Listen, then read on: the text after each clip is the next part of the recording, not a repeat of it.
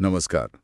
आज हम आपके दिए गए स्रोतों के जरिए ईरान पर जो हालिया अमेरिकी हवाई हमले हुए हैं जी। उनकी थोड़ी गहराई से पड़ताल कर रहे हैं। हमारे पास कई तरह की जानकारी है, न्यूज़ रिपोर्ट्स हैं, सरकारी बयान हैं और दुनिया भर से जो प्रतिक्रियाएं आई वो भी हैं। तो कोशिश यही रहेगी कि इस बड़ी सैन्य कार्रवाई को समझें, इसके पीछे क्या हुआ और फौरन क्या नतीजे निकले। चलिए शुरू करते हैं। बिल्कुल। तो हुआ ये कि अमेरिका ने ईरान के अंदर घुसकर मतलब हवाई हमले किए उनके मुख्य परमाणु ठिकानों पर। सीधे? जी हाँ, ये बड़ी बात है। सीधे हमले? हाँ, और निशाने पर थे फोर्डो, नतांज और इस्फहान जैसे अहम, वो भी भूमिगत परमाणु संयंत्र, अंडरग्राउंड फैसिलिटीज। बिल्कुल। और इसके लिए इस्तेमाल हुए 30,000 पाउंड वाले बंकर बस्टर बम। ये कोई छोटे मोटे बम नहीं है। नहीं, ये तो बहुत भारी बम है, खास तौर पे जमीन के नीचे बने मजबूत ठिकानों को तबाह करने के लिए। सही कहा। और राष्ट्रपति ट्रंप ने तो इसे मतलब एक शानदार सैन्य सफलता बताया। कहा कि ईरानी ठिकाने पूरी तरह तबाह हो गए हैं। और देखिए, ये हमले हुए भी एक खास समय पर, ठीक उस 12 दिन के ईरान इजराइल संघर्ष के फौरन बाद। हाँ, जिसका युद्ध विराम अमेरिका ने करवाया था। जी हाँ। और उस लड़ाई में याद होगा, इजराइल ने भी ईरान के परमाणु ठिकानों का निशाना बनाया था। ईरानी सूत्रों ने तब कहा था कि उनके 600 से ज्यादा लोग मारे गए, जबकि ईरानी मिसाइलों से इजराइल में करीब 28 मौतें हुई थीं। अच्छा। तो ये जो सीधे अमेरिकी हमले हैं, ये असल में 1979 की क्रांति के बाद ईरान के खिलाफ सबसे बड़ी सीधी पश्चिमी सैन्य कार्रवाई हैं। ये बहुत अहम बात है। फर्डो, नतांज, ये तो यूरेनियम संवर्धन के मुख्य केंद्र माने जाते हैं ना? बिल्कुल। और इस्फहान परमाणु ईंधन उत्पादन से जुड़ा है, बहुत महत्वपूर्ण ठिकाने। तो अमेरिकी अफसरों का क्या कहना था? क्यों किए ये हमले? उनका तर्क तो यही था कि ईरान के परमाणु कार्यक्रम को रोकना जरूरी है, इसीलिए राष्ट्रपति ट्रंप ने इन्हें मंजूरी दी। लेकिन यहाँ एक पेच है ना? खुफिया एजेंसियों के बाद। हाँ बिल्कुल। अमेरिकी खुफिया एजेंसियों ने मतलब दबे स्वरों में कहा कि नुकसान शायद उतना बड़ा ना हो या उतना स्थायी ना हो जितना व्हाइट हाउस बता रहा था। जी। हालांकि व्हाइट हाउस की प्रवक्ता कैरोलिन लिविट, उन्होंने इसे सिले से खारिज कर दिया। अच्छा। उनका कहना था कि भाई 14-30,000 पाउंड के बम गिरे हैं, इसका मतलब है पूरी तबाही।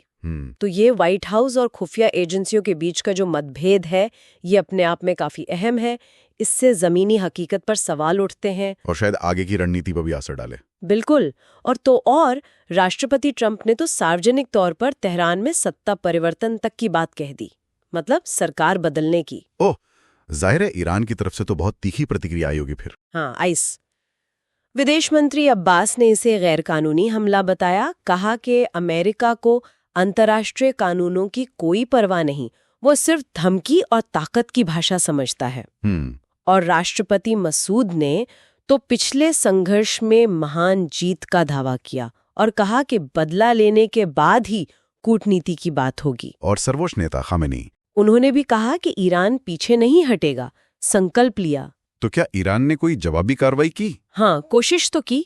सोमवार को पड़ोसी देश कतर में जो अमेरिकी सैन्य अड्डा है अल उदीद, जी, वो तो बहुत बड़ा बेस है उनका। हाँ, बहुत अहम अड्डा है, उस पर 14 मिसाइलें दागी। 14 मिसाइलें? फिर? लेकिन उन सभी मिसाइलों को हवा में ही रोक दिया गया, कोई जानी या माली नुकसान नहीं हुआ। अच्छा। और यहाँ एक और अजीब बात हुई। राष्ट्रपति ट्रंप ने हमले की पहले से जानकारी देने के लिए ईरान का शुक्रिया अदा किया। शुक्रिया अदा किया? जी हाँ। और साथ ही इसे एक बहुत कमजोर जवाब बताया, जिसे अमरीकी सेना ने नाकाम कर दिया। ये शुक्रिया वाला बयान थोड़ा चौंकाने वाला था। वाकई? अच्छा, और दुनिया भर में क्या माहौल रहा? अंतर्राष्ट्रीय प्रतिक्रिया कैसी थी? मिली जुली सी थी। जो संयुक्त राष्ट्र की परमाणु निगरानी संस्था है, जी, IAEA, जी, उन्होंने कहा कि हमले वाली जगहों पर रेडिएशन नहीं बढ़ा है। अच्छा, तो इससे क्या मतलब निकालें कि शायद वो भूमिगत ठिकाने पूरी तरह नष्ट नहीं हुए? हो सकता है ये एक इशारा हो। और देखिए, बाजार पर भी असर पड़ा। लड़ाई के डर से तेल के दाम, शेयर बाजार, वो शुरू में गिरे। हाँ, ये तो होता है। पर फिर युद्ध विराम के बाद संभल भी गए। अमेरिका के जो सहयोगी देश हैं, उन्होंने संयम बरतने की अपील की। और अमेरिका के अंदर? अमेरिका के अंदर भी होमलैंड सिक्योरिटी विभाग ने खतरे की चेतावनी जारी की। और राष्ट्रपति ट्रंप की वो सत्ता परिवर्तन वाली बात, हाँ, उस पर दुनिया भर की राजधानियों में काफी नजर रखी जा रही है। तो कुल मिलाकर हमने देखा कि कैसे अमेरिका ने सीधे ईरान पर हमला किया, फिर ईरान ने किस तरह जवाब दिया, याद देने की कोशिश की जी। और दुनिया ने इसे कैसे देखा। फिलहाल तो युद्ध विराम है, पर तनाव वो तो साफ दिख रहा है, बहुत ज्यादा है। बिल्कुल, स्थिति नाजुक बनी हुई है। और ये सब एक जरूरी सवाल की तरफ भी इशारा करता है ना। कौन सा सवाल? देखिए, जैसा हमने बात की, स्रोत बताते हैं कि हमले के असर को लेकर अमेरिकी खुफिया विभाग और व्हाइट हाउस में ही एक राय नहीं थी। हाँ, ये विरोधाभास था। तो ये सोचने वाली बात है कि ऐसी बड़ी सैन्य कार्रवाइयों का असली असर जानना असल में कितना मुश्किल हो सकता है, खासकर तब जब जानकारी को भी शायद रणनीतिक तौर पर पेश किया जा रहा हो। ये एक बहुत महत्वपूर्ण बिंदु है कि सूचना खुद में एक हथियार बन जाती है। बिल्कुल। तो इसी सवाल के साथ हम अपने श्रोताओं को आज के लिए छोड़ते हैं।